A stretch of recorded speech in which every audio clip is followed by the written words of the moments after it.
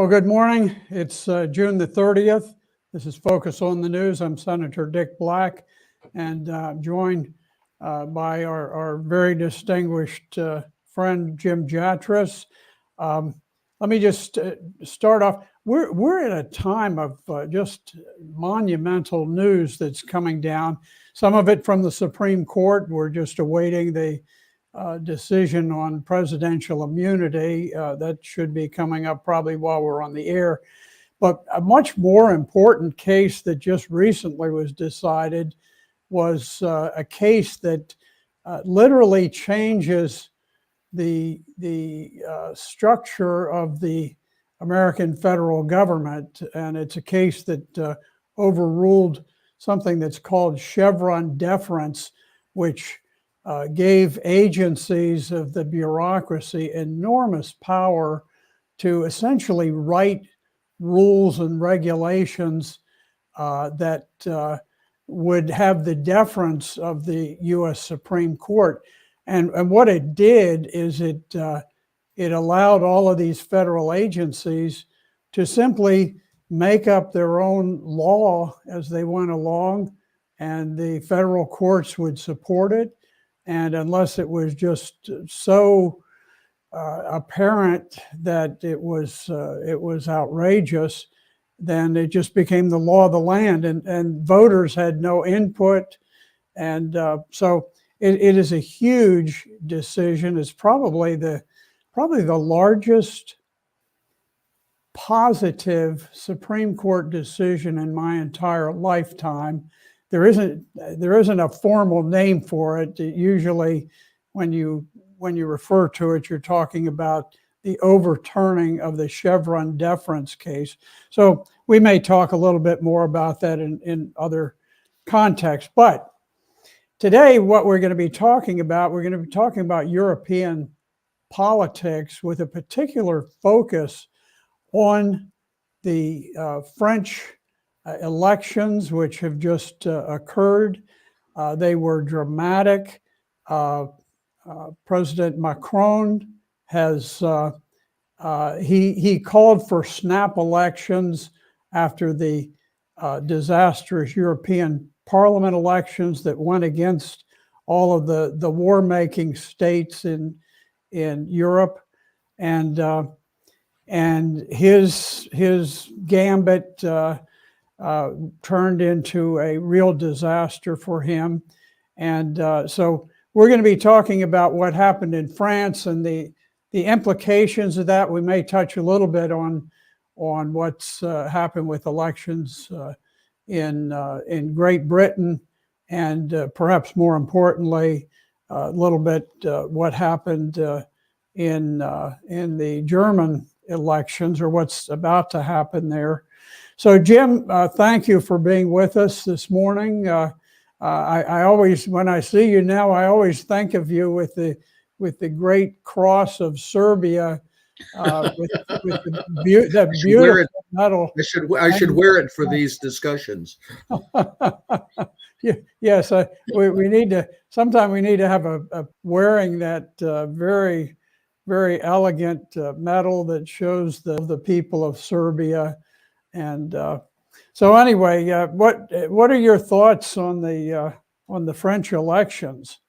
Well, a few things, but before we get to France, I believe that Supreme Court decision is already out this morning, 6-3 decision saying that Trump's official acts, he cannot be criminally prosecuted for. Any unofficial acts, things he does in his private capacity as a citizen, yes, he still could be prosecuted for that. But anything he does as president, he would not be able to be prosecuted for. And he's touting this as a big win, which it sounds like it is. Obviously, that's just news fresh out this morning, so I certainly haven't had a chance to look at it in detail, but it looks like it's a big plus for him. Okay, I was waiting until the last moment. I was literally watching television before I finally set up things this morning. But that's a very good summary.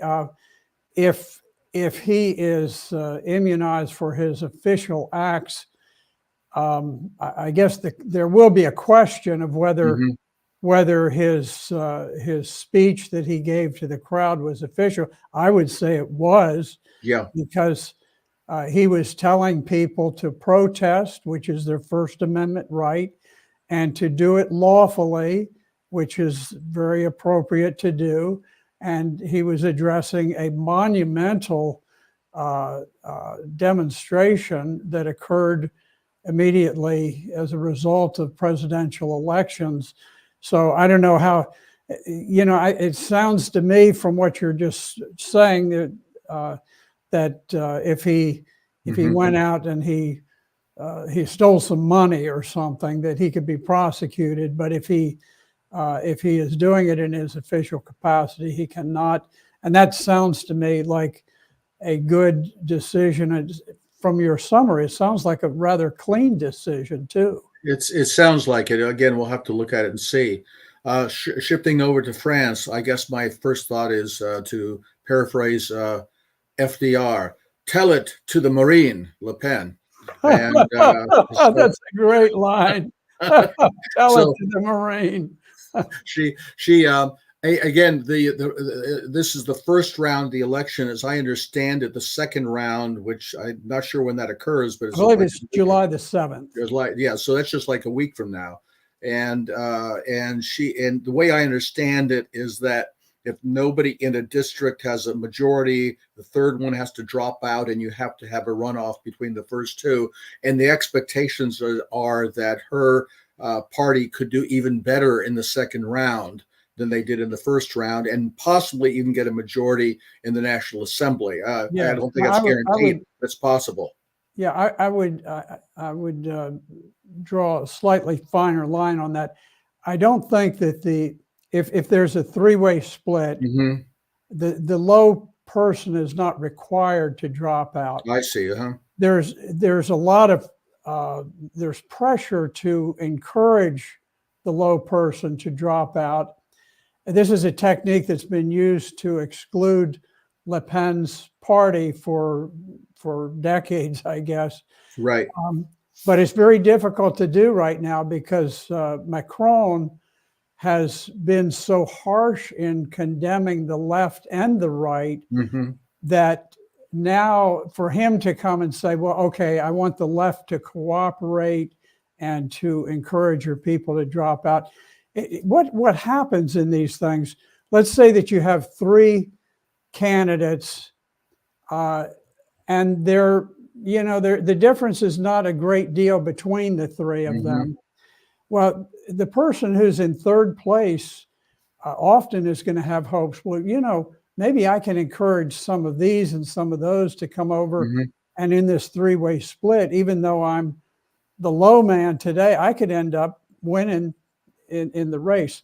So there's a very big question: how many people will drop out of these three-person races?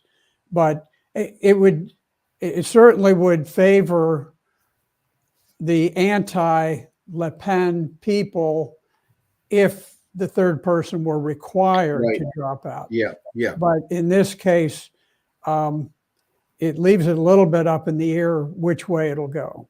Yeah, and even if they do drop out at this point, it depends on how small that third place shower is in the race.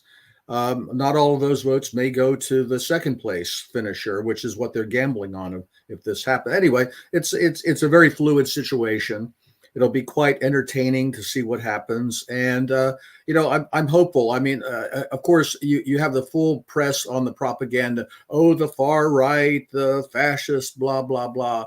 But I guess this really will be a test of how fed up the people of France are. And of course, the old saying that when Paris sneezes, Europe catches cold. Is that France, in many ways, is the pivotal country in Europe and has been for a very long time.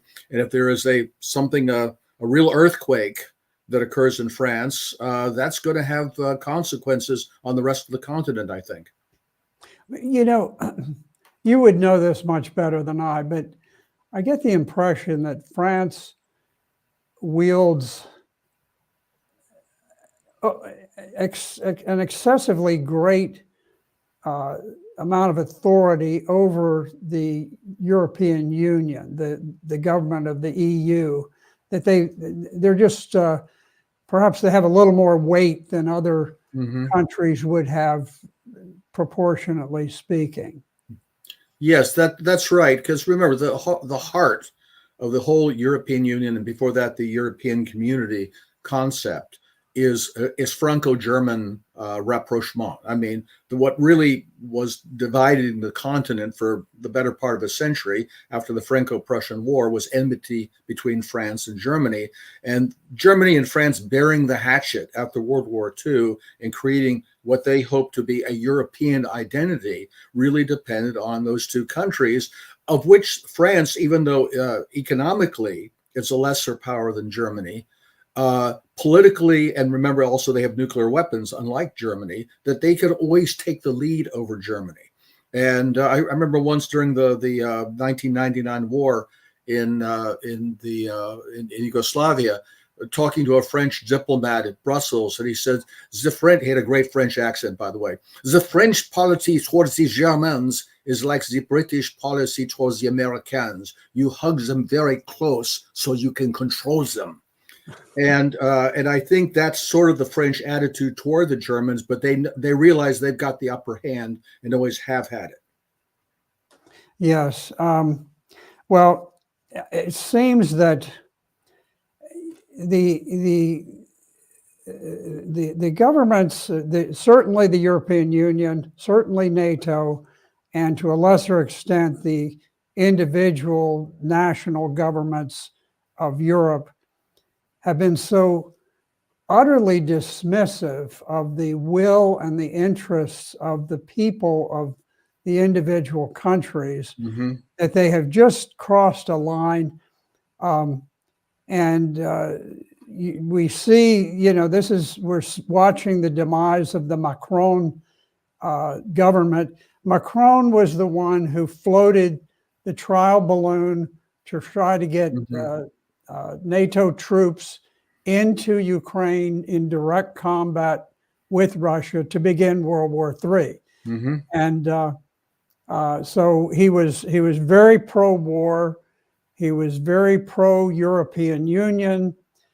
He was very favorable towards the idea of displacing native Frenchmen with migrants who would come over from Africa and from the Middle East, in a way of sort of reversing what happened when Queen Isabella finally pushed the Muslims back out of Europe and reconstituted a European nation in Spain. And here we had Macron attempting to do that in reverse, where he would create a new Muslim African nation in France. And I think he perhaps pushed too hard, too fast. And finally, the French woke up and said, we're just not going to take it anymore. Yeah, and I think that also kind of a reverberation with the third element of this triangle, which is the left, because to some extent that still represents the old French working class leftism, not the new leftism of all the imported migrants. And there are a lot of subtexts here. One is the war in Ukraine and the fact that you've always had this streak in French politics, the Gaullist streak, that they're going to not get out under the thumb of les Anglo-Americains and cut their own deal with Moscow, which was Charles de Gaulle's way of looking at things. You also have the fact that France still has a substantial military establishment that has political weight to it. Unlike Germany, where military is not a factor in politics anymore, the French military still counts for something. And there's a lot that could go wrong for the kind of Parisian financial interests that Macron represents. And this is going to be interesting any way it cuts. Yeah, it's going to be very fascinating. It does seem that, however it cuts, that the French support for Ukraine will be diminished. Hmm. I think no matter how the election turns out, there will be diminished support for Ukraine and a diminished aggression towards Russia. I noticed just the other day the expected foreign minister for the European Union, Hmm. someone from the Lilliputian nation of Estonia, who will now become the spokesman for all of Europe on foreign affairs, has said that they need to sort of move towards the dissolution of Russia, towards breaking it into its component parts, whatever those might be. So here you have the head of some tiny minuscule nation who's suggesting that Europe break up the great, one of the two great nuclear powers of the world. I mean, the European Union has just simply become an insane place. There is a lack of logic because this structure is so untenable, and I think we're going to see this French drive towards this aggressive warlike stance against Russia and in favor of Ukraine. I think we're going to see a great diminution in that, and as France begins to recede from that, it should give some breathing room for Germany to reassert its interests, which certainly are against war with Russia, against hostilities. So I think that perhaps bodes well for the future of Europe and perhaps for the future of peace. That's right. And that also shines a light on just how divorced from reality the Brussels bureaucracy is. I mean, you get these silly little girls from these ridiculous little countries supposedly speaking for Europe, like, yapping chihuahuas. And meanwhile, if the actual countries start to reassert their own interests, and again, that may still take a little bit of time, but I think that's going to come, that to some extent, the writing is on the wall for the European Union itself, that this union is really not a union at all. It doesn't represent the people of Europe. And this gets, again, back to de Gaulle. What you want of a Europe of fatherlands or a Europe of bureaucrats? And right now, Brussels is the Europe of bureaucrats that does not represent the real people of Europe. I'm not even sure they represent the people of Estonia. I mean, if you did break up all Russia into its component parts, even the parts would still be bigger than Estonia. I mean, who in the world is going to listen to this as the voice of Europe? Yeah, it's quite absurd. But it certainly will bring a great deal of pressure on Ukraine to begin sobering up just a little bit. I was thinking this morning, what is the likely outcome once there is peace in Ukraine? Mm-hmm. And frankly, once Ukraine is no longer of use to NATO as a puppet ram against Russia, I think it's going to be very difficult for the United States or Europe to justify rebuilding Ukraine. I don't think there's going to be money pouring in to build up this peacetime place. And I think as a very practical matter, the only country that will have an interest in rebuilding Ukraine is Russia. Any assistance that they get to rebuild is going to come from Russia.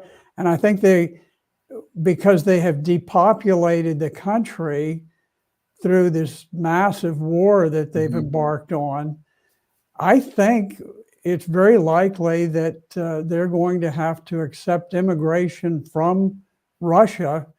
And I think that probably we're going to see a flow of the Russian population into Ukraine, which is ironic because it's sort of the exact reverse of what they had hoped in the first place. But I think it's likely. I think there's probably that. I think that's realistic. I mean, you look at the Russians rebuilt Mariupol, which is one of the few places they really had to pound into the ground for Yeah. strategic reasons, which they've tried not to do with the rest of Ukraine. But with this attrition that's going on, hey, look, some people suggest that the real agenda here has been to depopulate Ukraine, let BlackRock and others buy the place up, and they can just take over all the resources of this country. I hope they lose their shirt, so that they basically their investments turned into water in their hands, and that are frozen out of the reconstruction of Ukraine, which, as you point out, Russia is really the only country that has interest in doing this, and that it turns into a loser across the board for these interests, these ghouls that thought they could prey on this country as its identity, its manpower, and everything else is just destroyed. I think if we were really to get down to the nuts and bolts of it, one of the great driving forces of the war has been these global oligarchs, the BlackRocks, the Soros, all of these people who look forward to being able to swoop in and buy up property for a nickel on the dollar and make gargantuan profits. And I think at one point they believe that, okay, not only can we do this in Ukraine, but if we can cause the downfall of President Putin and the breakup of Russia, my gosh, the wealth of Russia, the natural resources and so forth, we can all become trillionaires. We would just rule the world. And of course, that has faded into nothingness. And it looks like the same thing with Ukraine. Well, let me ask you. You had touched on the elections in the United Kingdom coming up. Can you give us a few thoughts on those? Yeah, I think we have to look at Rishi Sunak as the great unifier. That whether you're a liberal or conservative, reactionary, a progressive, a socialist, whatever, we can all agree that the Conservative Party in Britain must die. And it's in the process of doing so. This is the oldest political party in the world. And the last three prime ministers, Liz Truss, and before that, Boris Johnson. Who was the other one? There was another one in the meantime, I think. It's just a caricature of itself. And I'm very glad to see that Nigel Farage's Reform UK party is doing quite well in the polls. I don't know how that's actually going to turn out, but my hope is that since everybody's predicting that Labour will come to power, not because there's just any great enthusiasm for Labour, but because they're there, that if the Conservatives fall low enough, Reform UK could become the official opposition in the United Kingdom and lead to the death of the Conservative Party, which frankly it deserves to die. Yeah, the situation is very crazy. The head of the Labour Party, an atheist by the name of Keir Starmer, he looks to replace the Hindu Prime Minister of Britain, Rishi Sunak. Britain is sort of an example of the Great Replacement theory, where you had this island nation of a cohesive, unified people, and through migration, it's just become this bizarre stew of nothingness. And I was looking at the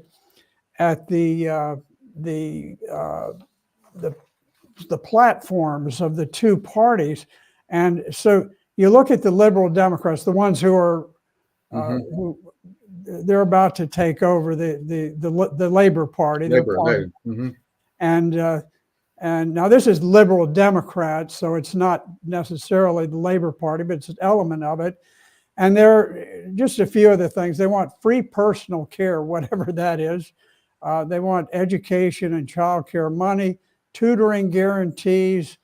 They want the big green investment for net zero by 2045. And they want to give adults £5,000 to spend on improving their skills, whatever those might be.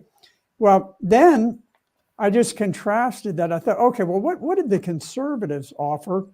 They must have a totally diametric. Well, they want more welfare, expanded free child care, more money for education, more for health care, more for the environment. And then they want to establish a new model for national service. Well, that sounds like the Democrat Party in the United States. Yeah, So you just have this welfare mentality, and meanwhile you've got the politicians in Great Britain saying, we're going to go to war with Russia. We want to fight everybody. We want to kill everybody. And here they are. Their military force is beginning to compare favorably to Estonia's, the mighty Lilliputian. Yeah. It's, you talk about a country that went from greatness to where they exhausted themselves with war and debt. And it should be a perfect example to the United States of what we ought not do if we want to survive as a civilization. That's right. And I think what we need to keep in mind in all of this, it all boils down to what's in it for us as Americans, for the United States. I mean, we've got all of these fake governments in countries that increasingly don't carry a whole lot of weight, that are, they can sound very militant and beat the war drums and say, well, if war comes, we'll contribute. We'll send our crack 3-man mess kit repair crew to as part of the war effort. But who's going to have to bear the burden of this war? Who's really going to be on the front line? It's going to have to be the Americans. And do Americans even know that these countries are, writing checks with their mouth that the rest of them can't cover, and that they expect the Americans to do the heavy lifting here? I don't think most Americans are aware of this. I hope that the politics in Europe can change over the next few months, but it really, ball is back in the Russians' court. They've got to figure out how and when they want to wrap this thing up while these people stew in their various juices. Because unfortunately, with regard to the United Kingdom, for example, when Labour comes to power, its position on the war is no different from that of the Tories. And they'll be just as militant. They'll be beating the drums just like just like Sunak has been doing. So I hope things can change in France fairly soon. We haven't even gotten to Germany yet, but I don't think. I think unfortunately the political change is happening more slowly than the events on the ground. Yeah. Well, speaking of Germany, the Alternative for Deutschland, the AfD party in Germany, has jumped to second place nationwide in the polls. They had phenomenal growth. Their membership is up by 60% just since 2023, and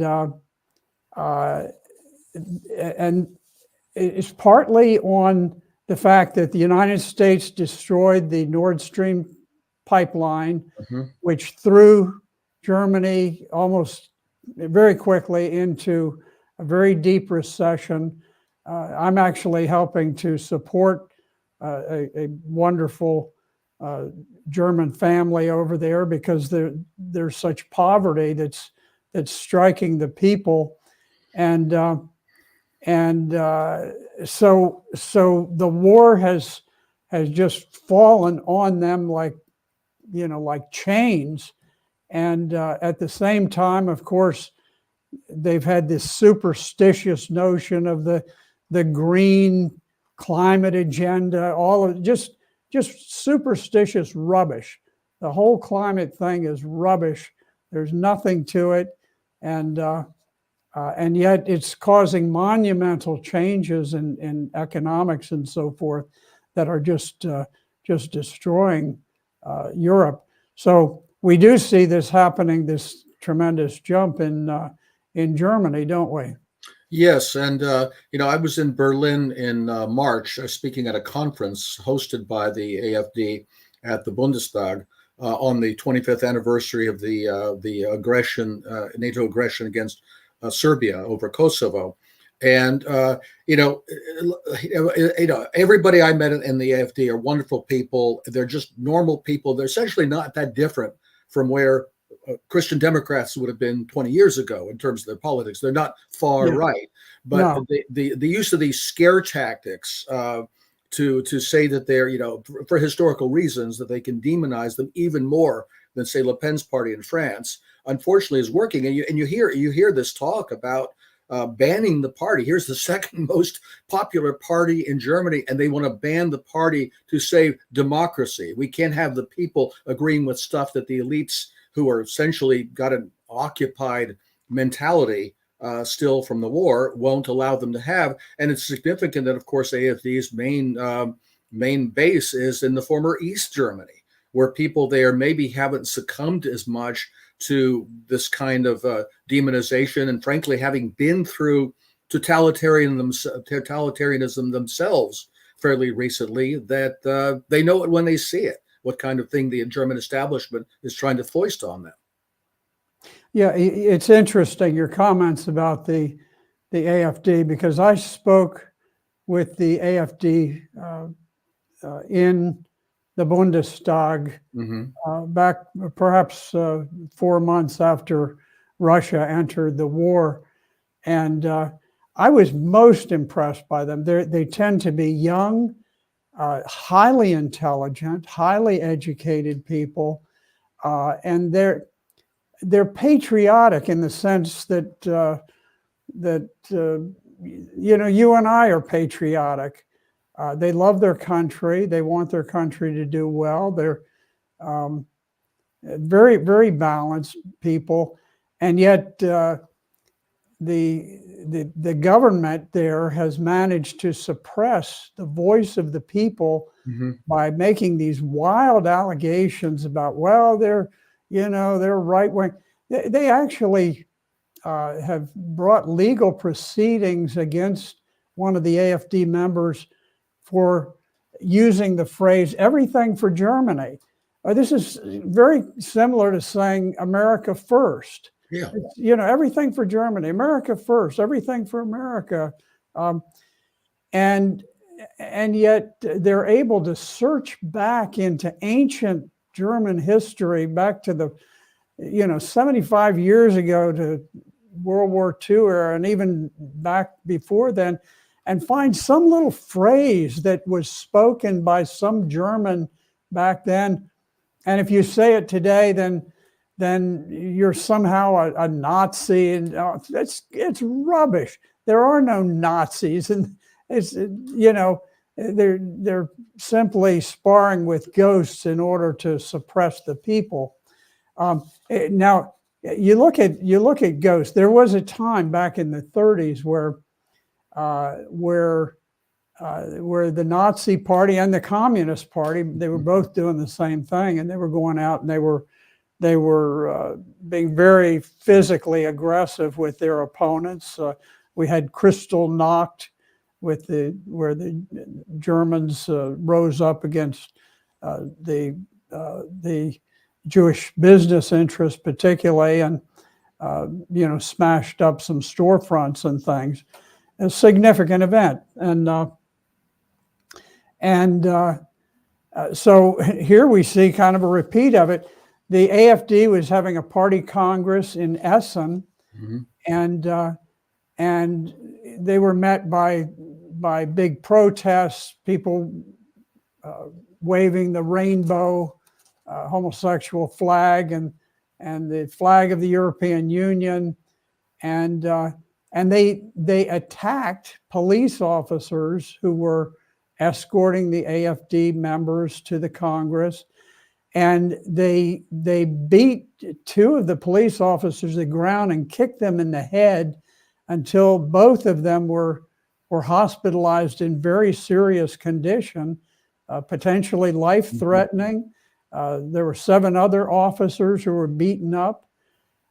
So the left has a history of violence, and they're resurrecting it. They're willing to do anything to hold their grip on power.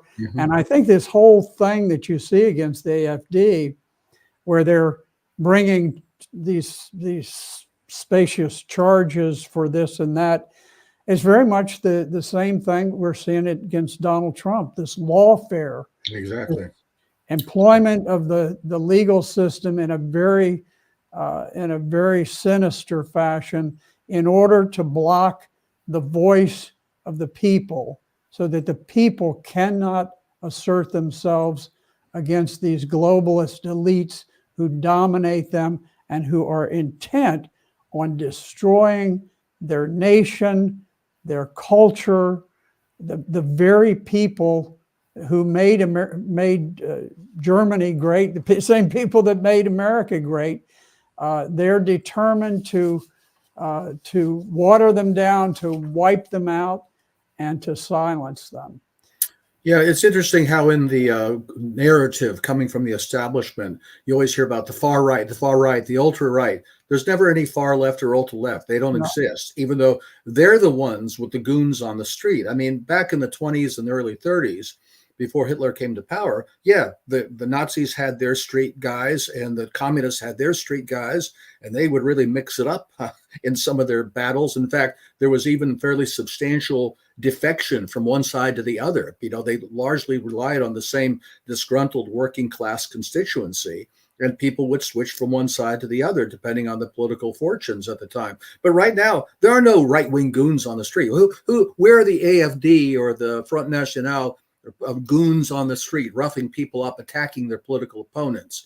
You know, what we see in Germany against the AFD is the kind of stuff we saw on the streets of America during the Summer of Love in 2020, when you have mostly peaceful protesters who are actually quite violent. And these are basically the shock troops of a far left establishment who can use them against their enemies while screaming that there's this right-wing threat out there, when it's really just normal people trying to assert their interests and values against regimes that frankly don't care about, are hostile to those interests and values. And I don't know what's going to happen with the AfD in Germany. I'd like to think that there's some path where they can eventually find their way into power, although I don't see how that path will work in the short term. But in the meantime, this establishment is going to do everything they can to demonize them and shut them down. Yeah, it appears that they're on the verge. I think in September they're going to have elections in several of the most important states, in Thuringia, Saxony, and Brandenburg. It looks as though AfD is likely to win all three of those elections, and this will give them a great seat of power in a major portion of the country. So I don't think this is just a blip in the screen. I think this is a major movement. Whether that will eventually see them in total control of Germany remains to be seen. But I think it now raises the stakes greatly to where, you know, we look at Chancellor Scholz and the coalition of the war-making parties and the liberal parties, the green type of people, and they have been dealt a mortal blow. They are not going to survive politically. So it creates this vacuum for the AfD, which is very responsible, which it's youthful, it's highly intelligent, and it's very balanced. It's not a radical movement in any respect. And I think once they can demonstrate this by taking over these major states in Germany, I think they're going to demonstrate to the rest of Germany, look, this is what good government looks like.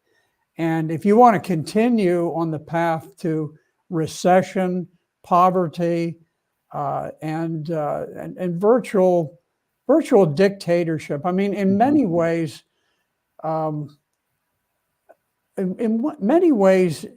Germany is not a free state at all.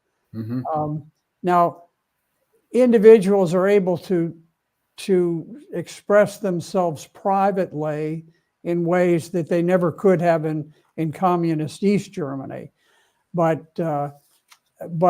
at a certain point, if you're a little more public, if you're in a Gasthaus and you have a little bit to drink and you say the wrong thing, the next thing you're tossed into jail. So this is, America, we tend to say, well, values, Western values, and we impart the American notion of free speech to Europe.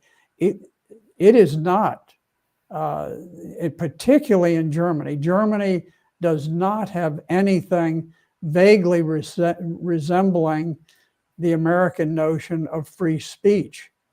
No, we should all thank our lucky stars for not only the First Amendment, but the Second Amendment, because that's really something Americans have that others don't. You mentioned those 3 states, and they're all in East Germany. Yeah. And and in Germany, unlike France, which is a unitary state, Germany is still in many respects a federal state, and the Länder, the states, do have some fairly substantial powers. So if we do see AfD come to power in any of these states, there's the possibility, as you described, that this really starts to point the way for the rest of Germany, depending on how well they govern these states. And I expect, well, let's put it this way: I don't think they can do a worse job than the guys who are in charge now. That would be absolutely impossible to achieve. So no, I'm very optimistic for Germany. I'm optimistic for France, not so much for Britain. Britain has always been run by these mega bankers, these globalist bankers who make their money off of war, who have not the slightest interest in the welfare of the British people.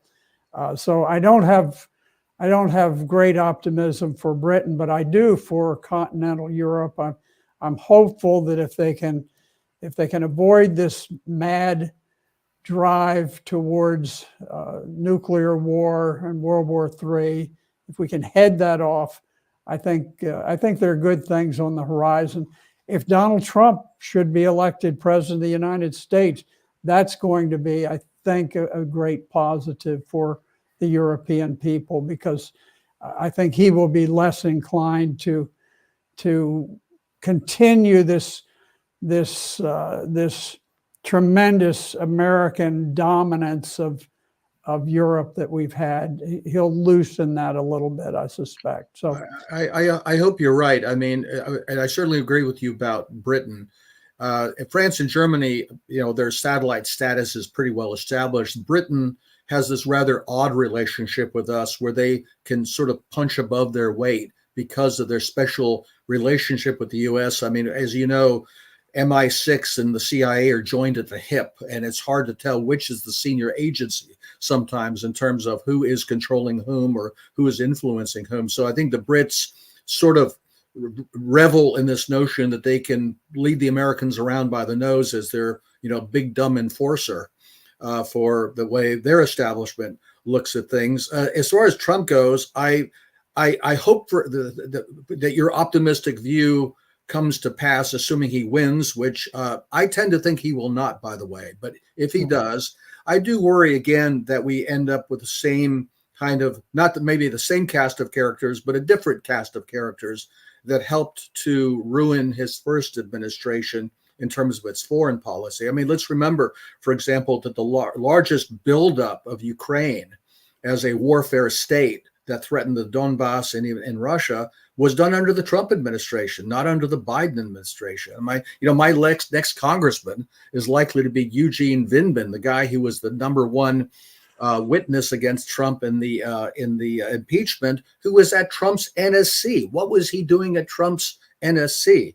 You saw this ridiculous plan put out by Fred Fleitz and General, I forget his name, Kellogg, essentially trying to entice Trump into going along with the same policies on Ukraine in a sort of a lighter form than we've seen so far. So, I hope that if Trump wins, he has the right people in his administration to change course significantly.